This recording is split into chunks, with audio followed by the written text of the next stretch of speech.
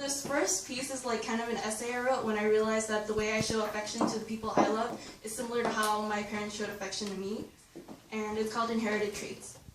I have this dream where my father comes home drunk, stumbling in the door, collapsing and not letting anyone help him. I am half of him. He is distant, closed off, alone, never here, always silent. Prefers it when the bass is pounding. Speeds through yellow intersections, always determined to make it through. My mother suffocates, talks too much, never listens. Sometimes her love feels like it could burn. Keeps the volume low on the radio, breaks in panic on yellow lights before it turns red. The one thing they used to have in common is they both knew how to cut with their words. Childhood was where I began associating love with anger. Love meant no affection. 17 years of trying not to be too much like one or the other. I suffocate people, then I cut off all contact. Mother tells me I'm like my father. Father tells me I'm like my mother. People say I look like one and act like the other. I am turning 18 soon, and perhaps having parents that always fought like the north and south regions of my homeland is teaching me the importance of balance. I am 18 soon, and I am learning to master the art of the in-betweens, not dragging the people I love to my extremes. I say to you, I need some space. What I mean to say is, I know I am suffocating. When I was little, when my mother was sick, she would put a blanket over her head and a pot of hot water to steam away all the toxic. When I was little, when I would cry, I would hide under a blanket until the air got hot and stuffy and I couldn't breathe. What I mean to say is, I know what it feels like to be suffocated. I'm learning that sometimes the toxic seeps through your skin, fills your lungs. I'm learning that maybe the toxic seeps down from your bloodlines into your heart. I'm learning that the things that protect you are also the same things that trap you in, keeping you breathing in the same stuffy air. I will tell you that I need some space, a little time to think. What I mean to say is, I am learning how to exist without overwhelming. What I mean to say is, I am trying so hard to be someone who is capable of loving you the way you deserve to be loved, but I am not quite there yet. I am 18 soon and learning how to turn my body into a safe space that leaves enough breathing room. I am 18 soon, and I have learned that when you close up all the holes inside yourself and you don't let anyone in, and then you try and curl up and shelter someone with that body of yours, that is when they suffocate because there is no way to breathe. 17, learning a lesson in how to let myself be permeable. Maybe I can't tell whether I inherited these traits from my parents or whether they were a product of my environment, but what I know is that I can look at both of their mistakes and tell you I choose to be like neither. Like this, I will love you better. It's time to let the world in. Time to open my skin and let you breathe. I am tired of trying to protect you from me.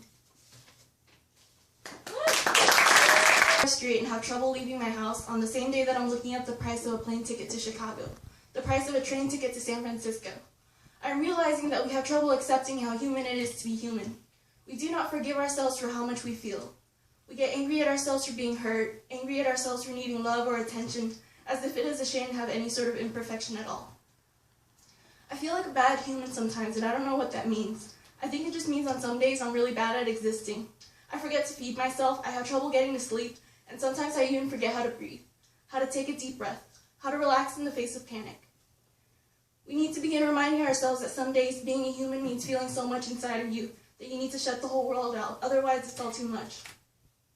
Because sometimes when I'm alive, I can feel everybody's pain and all their stories of aching and missing. Because some days you can feel everybody else is heavy, and you're heavy, and you can't even bring yourself to sit up in bed. Sometimes being a human means being too quick to forgive the wrong people and taking an eternity to forgive yourself.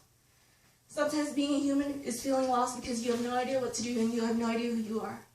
Maybe being human means always being terrified of not knowing what's going to happen next in your life, but being there to wake up the next morning anyway. Maybe being a human means knowing you're loving the wrong people, but loving them anyway to learn a lesson. Maybe it means standing in your own way sometimes. Maybe it means wanting things you can't have. Maybe it means missing people who already walked out the door. Maybe it means always wanting to be in another place at another time. Sometimes it means feeling brave and exposed, but sometimes it means feeling small and invisible. Maybe what makes a human is as simple as we are here. We are aching and alive, full of stories and light, and some days we forget how beautiful that is. Here's a poem about a boy with a mouth like glass and a girl with a body like a ghost. She has hands like sand. The curve of his neck resembles the curve of a wine bottle. Maybe they are made of the same material, one broken and one invincible. Here's what I know. New York is one of the few cities that looks dreamy while swimming in a cloud of pollution. The goosebumps on your body in December resemble the ghost of a lost city, and I am swimming in your ruins.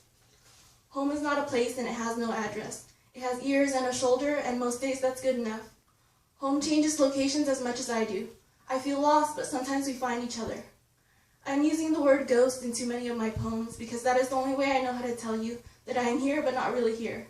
I am not sure what to do when my own body no longer feels like a home.